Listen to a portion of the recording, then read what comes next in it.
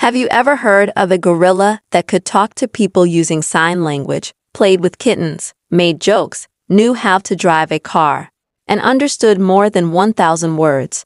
And what if I told you that this gorilla thought about death and even left a chilling message for the world before she passed away forever? Today, I will tell you the amazing story of Coco, the gorilla who made us rethink the boundary between human and animal intelligence. On July 4, 1971, Independence Day in the United States, a baby gorilla was born at the San Francisco Zoo.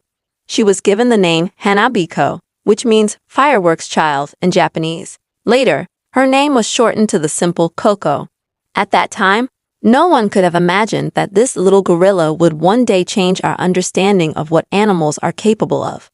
Coco's childhood was not easy. When she was still a baby, she got sick and had to be separated from her mother for treatment. When Coco was finally returned to her mother, the mother rejected her and refused to accept her as her baby. The little gorilla was left alone in a cage with other gorillas that were strangers to her. But fate had something special planned for her. In 1972, a young student from Stanford University named Francine Patterson, who was called Penny by everyone, decided to take care of Coco. Penny was working on her PhD research about communication with great apes and wanted to teach a gorilla sign language. At that time, gorillas were not considered very intelligent compared to other primates. People also thought they were aggressive, so scientists were not eager to interact with them. But Penny's experiment completely changed this idea. The beginning of Coco's training was not easy. When humans learn sign language, the instructor can usually guide the student's hands into the correct positions. But Coco did not allow anyone to touch her. So Penny had to show Coco an object and then demonstrate the sign for it, over and over again. But it turned out that Coco had an amazing ability to learn. The first sign she showed Penny was for drink, one finger touching her lips while the others were bent.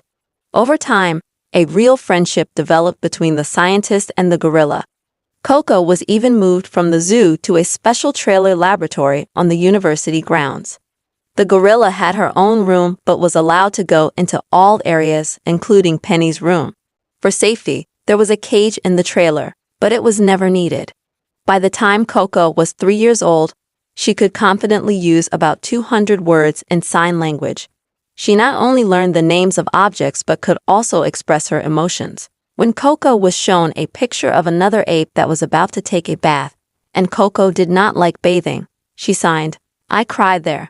When she saw a horse with a bridle in its mouth, the clever gorilla immediately signed, "Horse sad, teeth." The most amazing thing was that Coco not only understood and used sign language, but also had a real sense of humor. One time, she called herself a good bird and claimed she could fly, then admitted it wasn't true. She was joking. Another time, she pulled Penny's hair and then, laughing, signed an apology.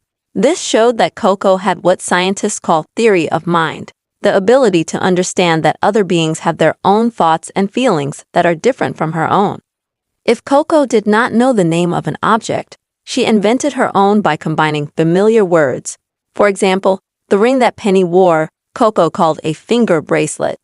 Isn't that logical? After all, a ring really does look like a bracelet for a finger. This kind of linguistic creativity appeared in other situations as well. When she first saw a mask, she called it an eye hat. When she looked into a cup that had no water in it, she signed, "Drink no." This ability to create new words showed that Coco was not just memorizing signs, but truly understood their meaning. She could creatively combine signs to describe new concepts. Skeptics said that Dr. Patterson was simply training Coco like a circus animal. But the facts proved otherwise. When Coco was alone, she played with her dolls and had long conversations with them using sign language. She even tried to communicate in sign language with other animals, and when she did not receive a response, she switched to inanimate objects. Such behavior is difficult to explain as simple training.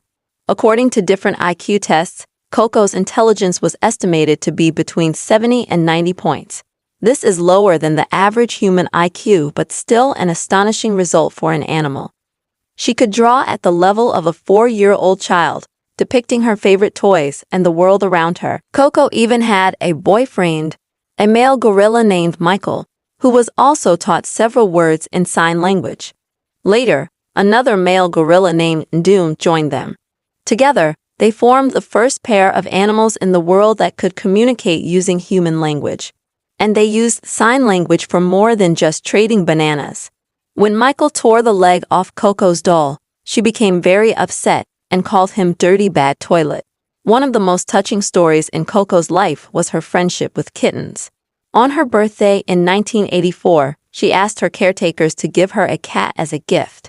The caretakers brought her several stray kittens to choose from. Coco carefully examined each one and decided to keep a small gray kitten without a tail. She named him All Ball. Coco took care of the kitten as if he were her own baby. She gently carried him on her back, hugged him, and even tried to nurse him.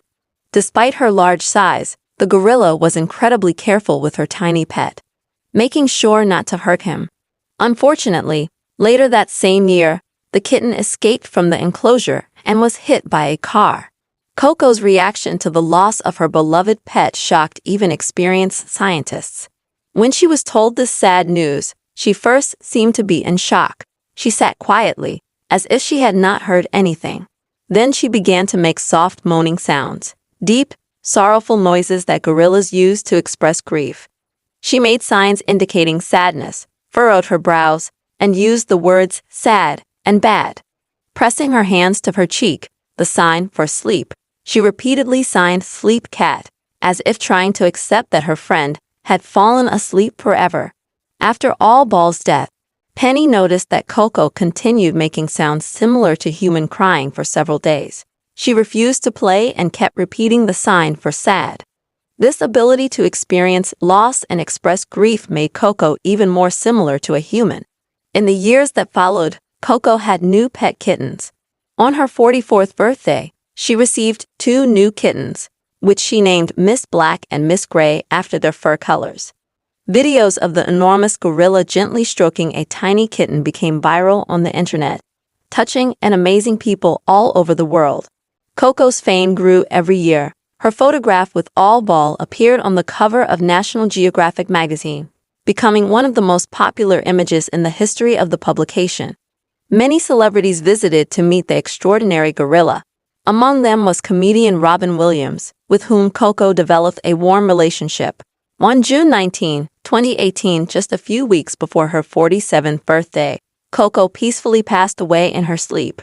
Her death was mourned by millions of people around the world, for whom she had become a symbol of interspecies friendship and understanding. The Gorilla Foundation, which was created to support the work with Coco, stated that her legacy will live on, shaping our understanding of the emotional and cognitive abilities of gorillas. But before leaving this world, Coco left humanity with a chilling message. As if possessing deep knowledge of human history, she gave us words that force us to reflect on the very essence of the relationship between humans and nature.